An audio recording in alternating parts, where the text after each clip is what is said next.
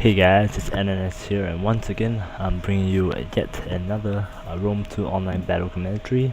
And this video will be the same as the previous video, where this will be the introduction to the faction that I'll be playing, and then I'll record a live gameplay and I'll commentate over it after.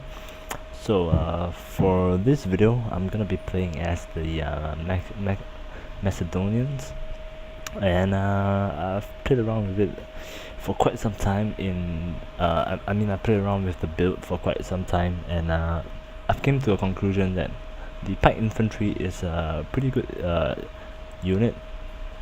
The foot companion is a really good unit when you're playing more defensively, because of their pike hoplites, which allows pike phalanx, which allows them to be in a very defensive position, and the reach of the weapon allows them to take out enemies when the enemies are charging in, and it will allow them to actually take out quite a number of the guys in that unit that is charging the pike unit before actually hitting my foot companions. I tried the build with full build. I tried it with a full foot companion build, but it actually didn't really work out that well, because while the foot companions are good at defending a static position, I need another punch to support the foot companions while they are defending the line, which is why I brought the thorax swordsman. I didn't bring the royal peltasts because they are too expensive. The thorax swordsmen are really good for their price range. 30 attack, pretty high weapon damage of 50, pretty alright melee defense of 50, and armor 65. Doesn't really care about. I don't really care about armor, but what is good is that they have the whip, which allows them to have a higher melee attack and weapon damage. Which will actually turn fights around, and because of the foot companions ability, the encourage ability, these two units have very good synergy with each other.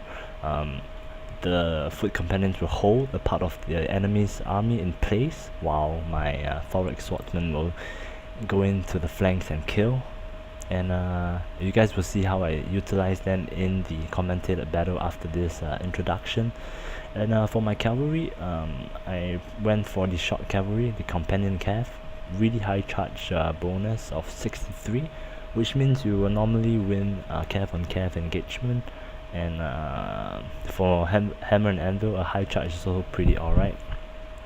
But I use the cav to actually, the use of my companion cav is actually to lure my enemy's cav away from my army while my army is engaging, because my army on its own will be able to take out quite a few kinds of builds out there currently, and I'll show it in the commentated battle. For my skirmish unit, I took a javelin men because they are really cheap. They only cost 250 denarii, and they do pretty good damage, short range good damage, as good synergy with the foot companions. I put them behind the foot companions because while my foot companions hold my opponent's army in place, my peltast will actually deal significant damage because they are uninterrupted. So we'll be hopping on to the commentated battle in a second. I'll see you guys there. Hey guys, it's NNS here once again with yet another commentary video for Rome 2 Total War. Once again, because the replay system is not working, I'm actually commentating over a live recording that I did. So I'm playing as the Macedonians, and I'm really having a lot of fun with them. They are a spear based army, spear heavy army, pike heavy army. As you can see from my build over here, I am facing against Rome. And let's talk a little bit about my build and how what was my thought process when making this build. It is a 15 unit build, and it consists of 5 foot companions, as well as 1 foot companion as my general. And these guys are actually really strong, and they form up my main battle line. And supporting that main battle line is my thorax swordsman, which I've explained in the introduction part of the video as to why I bring them. Sorry about that. I also have 3 units of javelin men, which is my skirmish unit. Provide just a little bit more fire support for my foot companions when they're engaged. And last but not least, I have 3 units of companion cav. Yep, I don't bring too many cav in this game because I'm still trying to figure out the best way to use them. And the best way to use them now, for me personally, is to distract my enemy cav away from my main battle line as well as my infantry unit. And if I manage to do so with the companion cav, then their job is more than done. So my opponent brought about 5 archer unit and 6 cavalry. If I'm not wrong, 2 praetorian cav, 3 praetorian cav and 3 the shock cav, the Socii Extraordinarios or something like that. And for his infantry, I believe it's a legionaries. We'll see in a bit when I mouse over them. So pretty standard Rome army, but I've seen worse. Recently I've seen the melee spam where the Romans will bring nothing but gladiators and Praetorian Guard. It's actually really strong. I'm still actually trying to find a counter for that. I've came close to winning them with full spear build, but still the Praetorian, the thing about the gladiators is that they are really cheap, and it'll allow the guy to have a lot of cav to maneuver around my spear, so it's not really an effective way to beat the melee spam. So I'm still trying to figure that out. And yep, I'm taking a little break from playing Swabby. I've played it for around 30 games, trying out the Macedonians, and you can see over here on the right, he's sending almost all his cav to the right flank. As you can see, the cav moving in his background, in his back line. So he brought 5 archers. They're not gonna, oh, he brought 5 slingers. Sorry about that. They're not gonna do that much because my guys are heavily armored, but still, my guys will take a little bit of damage as time goes by, which is why I'm going to push up in a bit. You can see my main battle line in the middle, consisting of 4 foot companions, and my supporting flanking force consisting of 1 foot companion and the 4 thorax swordsmen. And I'm gonna push up my foot companions now with my javelin men behind, and I'm actually gonna do something crazy over here. You can see in a bit. He has 1 unit of cav on the left, no problem. Gonna send my foot companions to the left flank while I push up my swords. You can see that he has 5 cav units on the right, obviously more than I have.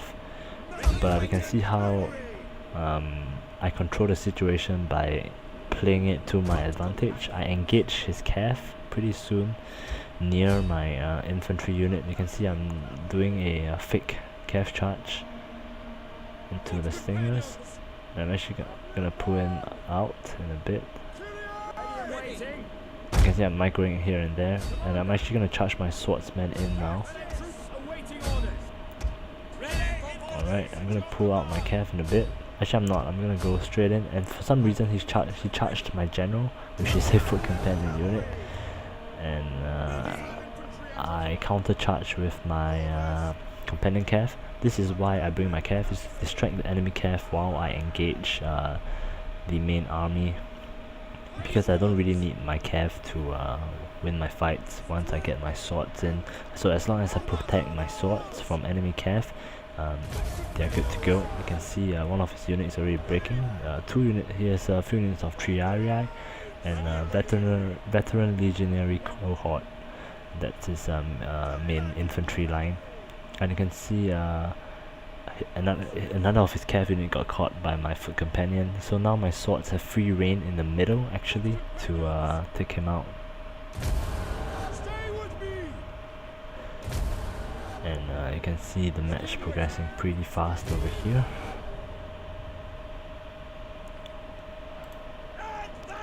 Alright. And now the battle kind of splits into two. You can see the gigantic calf blob that he got himself into. Not the best move there by his part, because he just lost all his calf advantage just to try and kill my general, which is not a very good idea. You can see my javelin men is doing their work, throwing their javelin at the enemy. They don't cause a lot of damage, but over time, if you allow them to keep firing, they will cause quite a number of damage, quite a lot of damage to the infantry, and allowing my men to take them out. Do the finishing blow. You can see I'm pushing up one of my sword units to try and chase away his archers, because I mean his slingers, because you do not want them to fire at your men, because your men are vulnerable while they are engaging. And you can see he just lost all his calf advantage trying to kill my general, who is a pikeman, pike unit. And I still have both my calf, surprisingly. And here's the part where the battle changes. I'm beginning to pick up the pressure here, and his swords are routing here and there, starting to rout. And I didn't really want his slingers to keep firing my men, which is why I charged them with my calf. So yeah, this build is actually pretty strong against a sword heavy build, but it's still not that strong against a complete melee spam. So the guy's gonna quit here in a bit, and yeah, hope you guys enjoyed this video, and I'll have many more to come. And tell me what you guys think of the new style of video, and if you like what you see, give me a like, drop me a comment, and I'll see you guys in the next video. Take care guys, bye.